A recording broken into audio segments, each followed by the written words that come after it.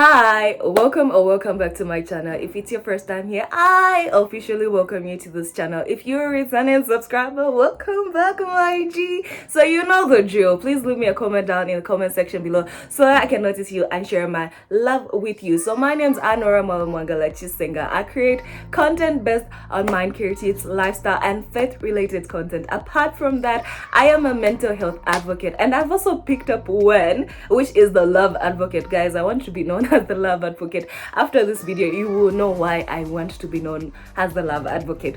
But anyways, let's get right into this video.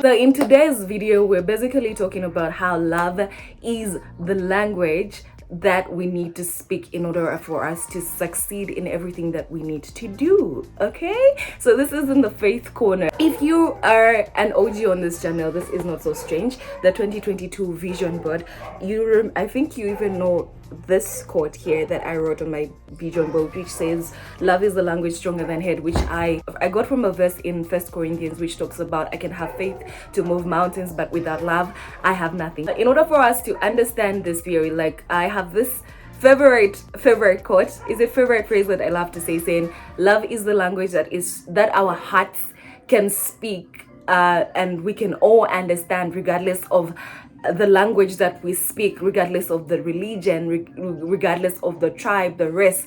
Like, love is that language that breaks that barrier, that because our hearts respond to love. So how do our hearts respond to love? So allow me to take in an example of Project Babel. I call this one Project Babel. So you know how, like, the Tower of Babel, when it was being built, it was only going to be a successful project on one condition, that the people of Babel could continue speaking one language.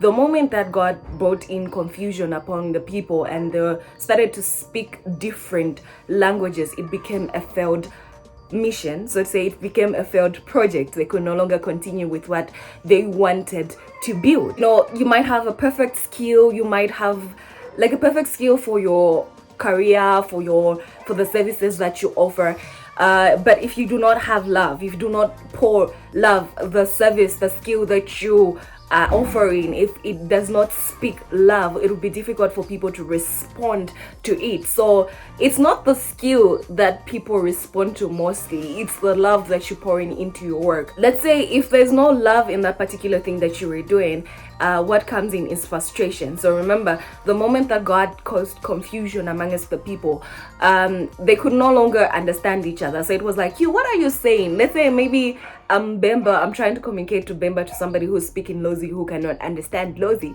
somebody who cannot understand Bemba, and the person is responding back in Lozi, and I cannot understand Lozi because I'm Bemba. In that particular moment, like, there's so much confusion, the fact that we cannot communicate, like, there's no effective communication. So what happens is confusion and frustration comes in, and before you realize it, the people decided to go their separate ways. The people that could understand each other, those that could speak Lozi, okay, let's go in our own directions. Those that could speak Tonga, let's go to in our own direction. Those that could speak Lala, that could speak all those sort of, like, one particular language, decided to go in one particular language because they could understand each other. So this is what happens when our service lacks love, when people are able to respond to our service, to our skill set, because it carries no love. We become so frustrated, and these are the moments where we tend to feel like, okay, but then why am I doing this? Why am I even doing it? Like, it's the point where we even feel like we just need to quit.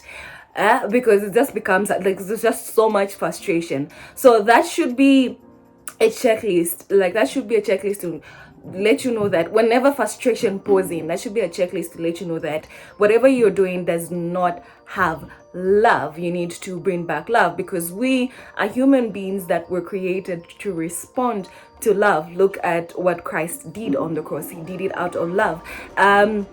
Minus the love, I don't think we would have been able to respond to that particular thing that he did on the cross. So even for us to just receive the sacrifice that he did, it's because we have his love in us. So it's easier for us to, like, receive that particular thing. So this is just a reminder that in order for your relationships to succeed, in order for your businesses to succeed, in order for anything to succeed in your life, you need to have love.